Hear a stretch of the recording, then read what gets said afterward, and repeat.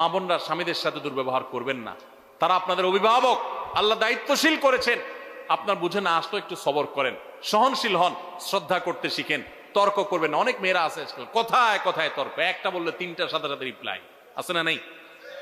কথা মাটিতে পড়তে দেরি, জবাব দিতে দেরি নাই।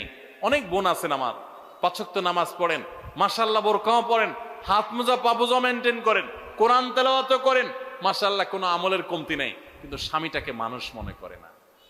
আছে না নাই? এই আল্লাহর বান্দি কখনো আল্লাহর কাছে প্রিয় পাত্রী হতে পারবে? ঠিক একই ভাবে কোন স্বামী যত ইবাদত গুজার হোক, আলেম হোক, দিনদার হোক, দাড়িয়ালা হোক, টুপিওয়ালা হোক, নামাজি হোক, কিন্তু তার স্ত্রীকে সে গালিগালাজ করে, খারাপ ব্যবহার করে, কোশ্চিন কালেও সে আল্লাহর খাতায় ভালো মুসলমান হতে পারে? এজন্য ভাই, দাম্পত্য জীবনে পরস্পর প্রতি শ্রদ্ধাশীল হতে হয়, সহনশীল হতে হয়। আজকাল পত্রিকার পাতা খুললে দেখবেন ঠুনকো ইস্যুকে কেন্দ্র করে সংসার ভেঙে যাচ্ছে, খান হয়ে যাচ্ছে, সব বেসবর হয়ে যাচ্ছে, অসহনশীল হয়ে যাচ্ছে। এই যে রমজান মাস গেছে, কি শিখছি আমরা? রমজান আমাদেরকে সহনশীলতা শিখাইছে, সংযম শিখাইছে, আত্মনিয়ন্ত্রণ শিখাইছে, ধৈর্য ধারণ করা শিখাইছে। মনে চাইলেই সবকিছু করা যাবে না, মনে চাইলেই খাওয়া যাবে না, হাত বাড়ানো যাবে না, মুখ দিয়ে